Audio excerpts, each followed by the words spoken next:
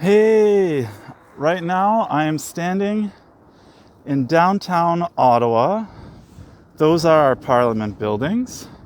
And I'm just about to go for a skate on what we call the Rideau Canal, which is behind me here. Although you can't see it quite just yet, but maybe over there you can see some people skating. The Rideau Canal is a system of locks and rivers and natural waterways, as well as some man-made waterways that runs right from the capital, from the Ottawa River in downtown Ottawa, for about 200 kilometers all the way down to Kingston, Ontario, right on the shores of Lake Ontario. Okay, I'm down on the ice surface now, as you can see. This is actually, believe it or not, the largest naturally frozen ice skating rink in the world. We can start here, downtown Ottawa, and skate for about 8 kilometers. But the first thing we need to do is take off our boots and put on our skates.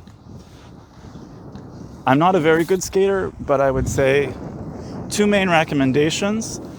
Wear warm socks. You have to wear warm socks. If you don't have a good warm pair, what I do is I put on 2 pairs of socks, one on top of the other.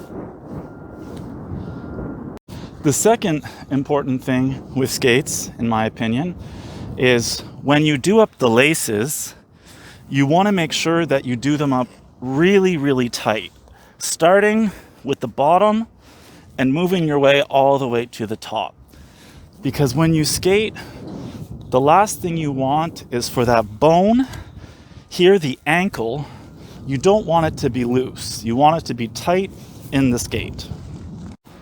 Now that we've done up our laces and we've made sure they're tight, we're ready to stand up and go for a skate. Okay, so here's a video of me skating. It's a little tricky because I'm not a good skater and I can't do 2 things at once. Let me show you what it looks like on the ground. So the thing with skating, and again, I'm really not a good skater, you want to try and keep your feet as straight as possible, because the temptation is for the ankle, that part of the foot where the leg meets the foot, it sort of wants to slide outwards, so you want to try and keep your feet straight, and as you push, to go forward. But again, you don't want your feet to slide out from underneath you, so keeping the foot straight as the blade is on the ice is very important. Whew. And you see that? I almost fell, but I didn't. One of the nice things about skating on the canal is that you can actually track how far you skated.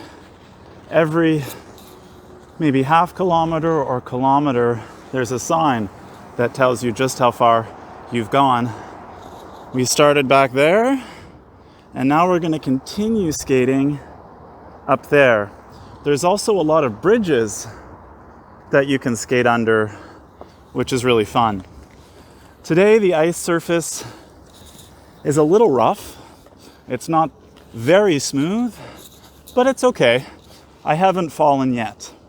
Okay, I've now gone about 1 kilometer since I started, and what you can usually start to see around this point are nice little areas where you can go in and warm up or put on and take off your skates. There's also little food stands like this one right here. Here in Ottawa, we have something called a beaver tail.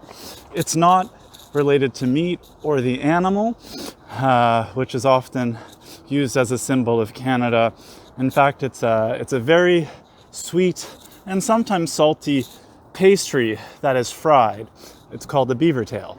But as you can see, because of the current situation with COVID, everything is closed for the moment. Let's keep skating.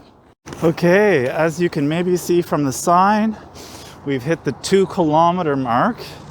And right now I'm standing in front of an old lift bridge. So what this means is that in the summer, when the canal is full of water and there are boats passing, this is a bridge that can lift,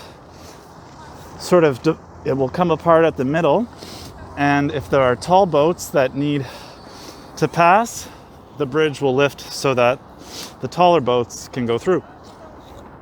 Let's see how much farther I can go. Still no falls. Okay, here at the 3 kilometer mark, you can see that not all of the bridges that cross the canal are open to vehicle traffic. This is actually a fairly new pedestrian bridge that they built maybe about 2 years ago to allow pedestrians and cyclists to cross the canal. It's closed to cars. And over here, you can see someone lacing up their skates. Here, all you have to do is walk from your house down the stairs, you find a bench, you put on your skates, and you're off, just like these people here. Here at the 4 kilometer mark, we have a place called Lansdowne Park. And this is where it's basically Ottawa's football and soccer stadium. So even though we don't have very good soccer teams or football teams that play with the Americans, this is where people go if they want to watch a football, American football, or a soccer game. Okay, oh my goodness, here we are, back right where we started, downtown Ottawa. You can see our Parliament buildings in the background there. I did about 10 kilometers in total, 5 on the way down, 5 on the way back, but I made a fatal miscalculation, a fatal error, and that is I didn't take into consideration the wind. So when I started and when I went for the first 5 kilometers, the wind was at my back, which meant it was much easier. But when I came to go back here, the wind was actually blowing directly at my face, which meant I had to work a lot harder on those last 5 kilometers back. But despite being tired, despite the very poor quality of the ice with lots of bumps and gaps, I didn't fall. So there you go. There you have it. Here is a typical day in winter in the capital of Canada. Good luck to you if you ever decide to try skating.